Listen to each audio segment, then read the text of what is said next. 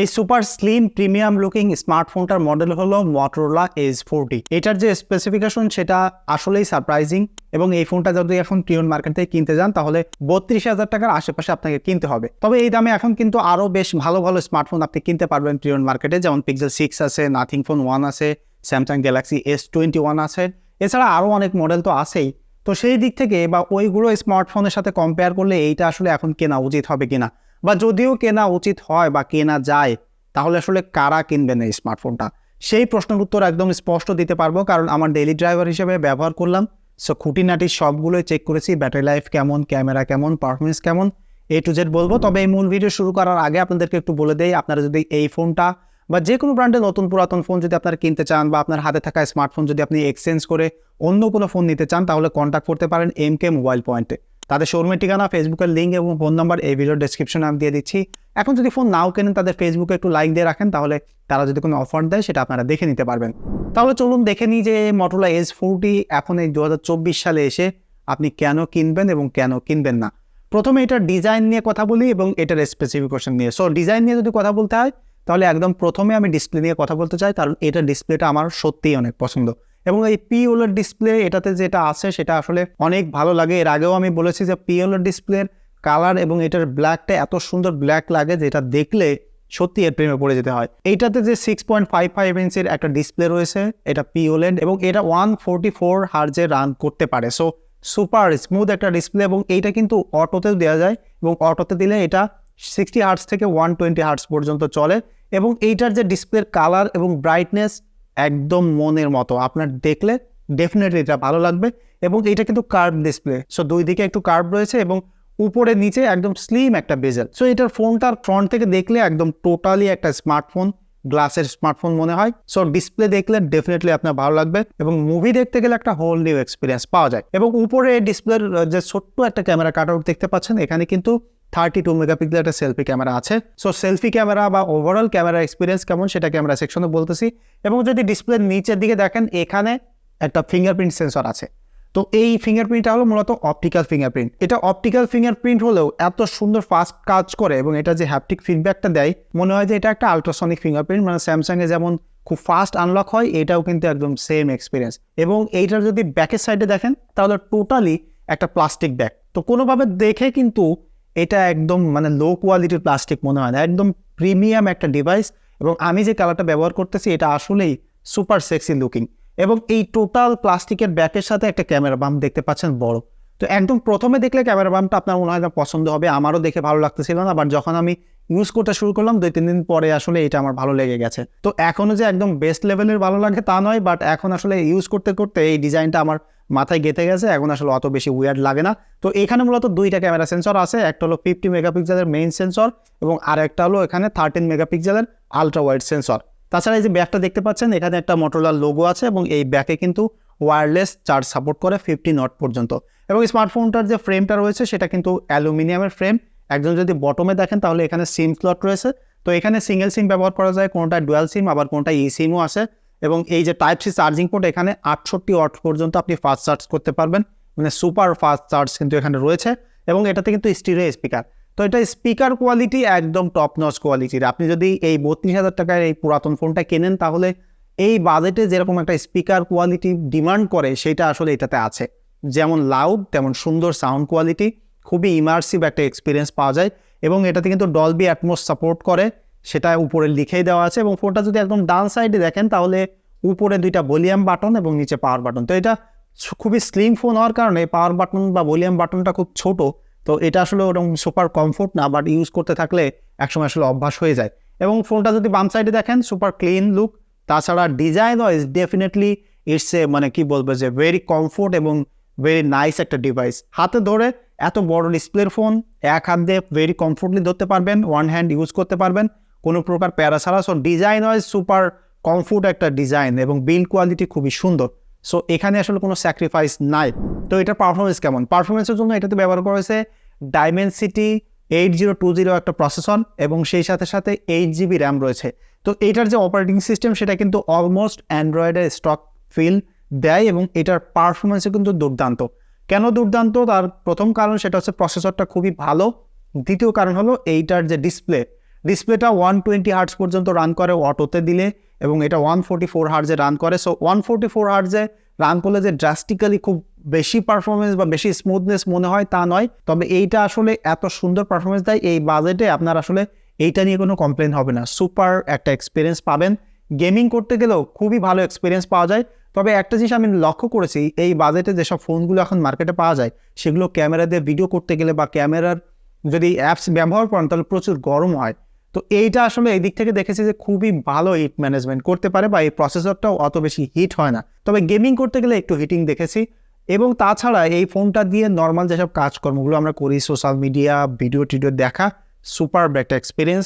Basically video দেখতে গেলে বেশি ভালো লাগবে। সো এটার ক্যামেরার এক্সপিরিয়েন্স কেমন চলুন সেটা দেখি। এটাতে যে দুইটা ক্যামেরা সেন্সর ব্যাকে আছে, সেই দুইটা সেন্সর দিয়ে আপনি একদম খুব প্রপার লাইটে খুব ভালো ডাইনামিক রেঞ্জ ক্যাপচার করতে পারবেন, খুব সুন্দর ছবি পাবেন। বাট এটার ক্যামেরাতে বেশ কিছু প্রবলেম আছে, যেগুলো অলরেডি আমি খাতায় একটা নোট করে নিয়েছি যেন ভিডিও করতে যাই কোনোভাবে ভুলে না যায়। সেটা হচ্ছে যে এইটার যে দুইটা সেন্সরে প্রপার লাইটে তো ভালো ছবি পাবেন, বাট লো লাইটে গেলে যে প্রবলেমটা হয়, একদম খুব বাজেভাবে এটা ডিটেইল লস করেন, অনেক ডিটেইলের ঘাটতি থাকে, যে কারণে এটা দিয়ে আপনি যখন লো লাইটে ছবি তুলবেন নাইট মোডে, দেখবেন যে খুবই ভালোভাবে এক্সপোজ করতে পেরেছে, বাট ডিটেইলের ঘাটতি। একটু জুম করলে দেখবেন যে আসলে মানে পিকচারটা খুবই ব্লারি মনে হয়, ডিটেইল খুব কম। তবে প্রপার লাইটে খুব ভালো ক্লিয়ার পিকচার আপনাকে দিবে, সেটা নিয়ে আসলে মানে ডে লাইটে আপনার কোনো প্রকার কমপ্লেন থাকবে না। তাছাড়া ওভারঅল কিন্তু এটার ফোকাল লেন্থ দুইটা যে ওয়াইড এবং স্ট্যান্ডার্ড লেন্স রয়েছে, আপনার টেলিফটোতে অর্থাৎ জুম করে ছবি তুলতে পারবেন, টেলিফটো লেন্স না থাকলেও সেই অভাবটা আপনি পাবেন না। তবে আপনি বললাম যেটা যে একটু লো লাইটে গেলে এটার পিকচার কোয়ালিটি আপনার আসলে অতটা ভালো লাগবে না। তো সেই হিসেবে এইটা আসলে ক্যামেরা সেন্ট্রিক একটা ফোন হতে পারে না এই বাজেটে। এই বাজেটে অন্যান্য যেসব ফোন পাওয়া যায়, যেমন পিক্সেল 6 আছে, যদি স্যামসাং গ্যালাক্সি S21 দেখেন, সেগুলোর সাথে কম্পেয়ার করলে ক্যামেরার দিক থেকে অনেকটাই পিছিয়ে আছে। তার দুইটা প্রবলেম, একটা যেটা বললাম যে ডিটেইলের ঘাটতি, আর একটা হলো এটার স্কিন টোনটা একটু রেডিশ টাইপের করে ফেলে, আবার কোনো সময় বেশি ইয়েলো করে ফেলে। সো স্কিন টোনটা আসলে পারফেক্টলি প্রসেস করতে পারে না। সো এটা দিয়ে পোর্ট্রেট তুলতে গেলেও মোটামুটি এক্সপিরিয়েন্স ভালো পাওয়া যায়। কোন দিক থেকে? সেটা হচ্ছে যে এটার ফোকাল লেন্থে। এইটা যখন আপনি ক্যামেরা অন করবেন, ক্যামেরা অন করলে পোর্ট্রেটে গেলেই এখানে 3টা ফোকাল লেন্থ আপনি দেখতে পারবেন। এখানে এই যে একটা 24mm এর, একটা হচ্ছে 35mm এর, এবং একটা হলো 50mm এর। সো এই যে মেইন সেন্সর, সেটাকে দিয়ে এটা ডিজিটালি জুম করে এই ফোকাল লেন্থগুলো দিয়েছে। সো পোর্ট্রেট তোলার জন্য খুবই সুন্দর, এবং এটার এজ ডিটেকশনও কিন্তু খুবই ভালো।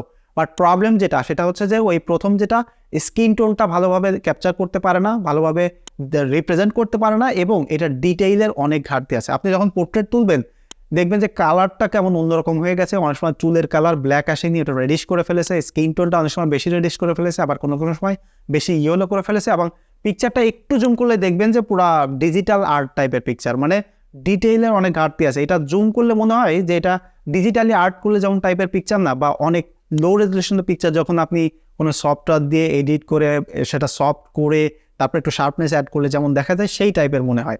এবং এটা সেলফি ক্যামেরার এক্সপিরিয়েন্সের কথা বলি, সেটা হচ্ছে যে সেলফিতে এটা 32 মেগাপিক্সেলের যে সেন্সর আছে, সেটা দিয়ে সেলফি তুলতে পারেন তো ঠিকই, কিন্তু একদম যদি সানলাইটে ছবি তোলেন তাহলে দেখা যায় যে ভালো ডিটেইল ক্যাপচার করতে পারে। বাট একটু লো লাইটে গেলে ওই একটাই প্রবলেম, সেটা হচ্ছে ডিটেইলের ঘাটতি আছে, এবং স্কিন টোনটা আসলে অত বেশি ভালো ক্যাপচার করতে পারে না। তবে এটা ডাইনামিক রেঞ্জ কিন্তু ভালো ক্যাপচার করতে পারে, এবং পোর্ট্রেটেও কিন্তু খুব ভালো এজ ডিটেকশন করতে পারে। তো আমার কাছে যেটা মনে হয় যে এই যে বাজেটে, সেই হিসেবে কিন্তু এই স্মার্টফোনটা ক্যামেরা সেন্ট্রিক একটা ফোন না। এবং এটা আমার মনে হয় যে জি ক্যাম ব্যবহার করলে হয়তো বা আরও বেশি বেটার এক্সপিরিয়েন্স পাওয়া যাবে, কারণ মটোরোলার ইমেজ প্রসেসিং আমার মনে হয় না যে অতটা বেশি ভালো।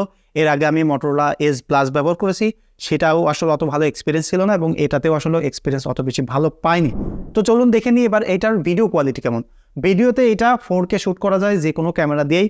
সো ভিডিও ক্ষেত্রে যেটা আমার মেইনলি খারাপ লেগেছে, সেটা হচ্ছে যে আপনি যখন সাপোজ আপনি আলট্রা ওয়াইডে ভিডিও শুরু করলে স্ট্যান্ডার্ড লেন্সে আপনি শিফট হতে পারবেন না। আবার স্ট্যান্ডার্ড লেন্সে যদি আপনি ভিডিও শুরু করেন তাহলে আলট্রা ওয়াইডে শিফট হতে পারবেন না। অর্থাৎ ভিডিও করতে গেলে লেন্স চয়েস করা যায় না। এটা খুবই বাজে একটা জিনিস, যেটা আমি সনির ফোনেও দেখেছি। সো এই জিনিসটা আমার আসলে অত বেশি ভালো লাগে না, এবং ভিডিও করতে গেলে যারা কন্টেন্ট ক্রিয়েটর তাদের জন্য ডেফিনেটলি এই ফোনটা আসলে অ্যাভয়েড করতে হবে, কারণ ভিডিও করতে গেলে লেন্স শিফটিং করা যায় না। এবং তাছাড়া আরও একটা প্রবলেম আছে, সেটা হচ্ছে যে এটার ভিডিও কোয়ালিটি আসলে অত বেশি ভালো না।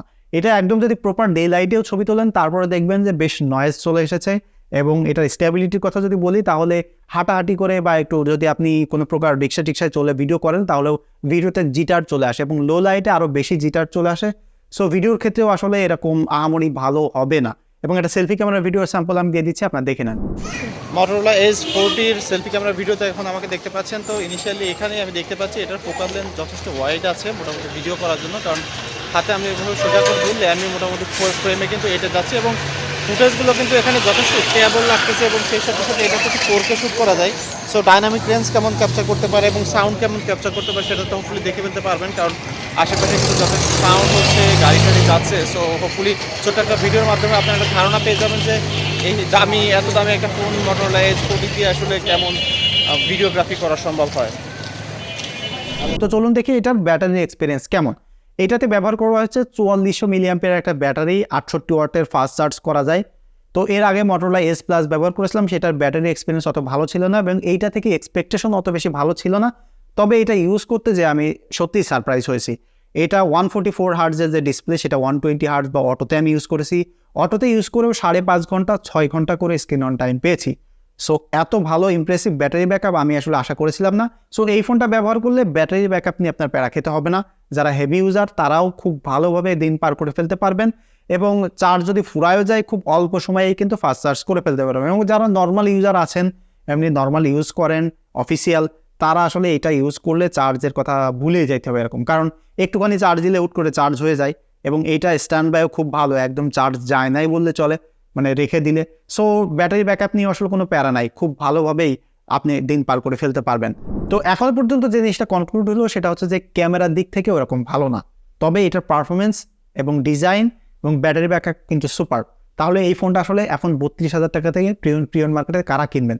সেটা হচ্ছে আপনি যদি চিন্তা করেন যে আপনি অত বেশি ক্যামেরার এক্সপিরিয়েন্স নিতে চান না, নর্মাল কিছু পিকচার তুললেন ক্যাজুয়ালি এবং খুব ভালো একটা সোশ্যাল মিডিয়া ইউজ করার জন্য বা খুব ভালো স্মুথ পারফরমেন্সের একটা ফোন পেতে চান, সেই সাথে super slim curve display, one handed use করবেন, তাহলে একদম বেস্ট একটা স্মার্টফোন এই বাজেটে এখন। তবে যদি আপনি মানে মেইন ফোকাস থাকে ভিডিও করা এবং ক্যামেরার এক্সপিরিয়েন্স, তাহলে এই ফোনটা আপনি অ্যাভয়েড করবেন। তো এটা ছিল আমার Motorola Edge40 এক্সপিরিয়েন্স। এই ফোনটা যদি আপনি ব্যবহার করেন তাহলে আপনার এক্সপিরিয়েন্স কেমন সেটা কমেন্ট করে জানাবেন। দেখা হচ্ছে পরবর্তী ভিডিওতে, সে পর্যন্ত সবাই সুস্থ থাকবেন, ভালো থাকবেন। ধন্যবাদ সবাইকে।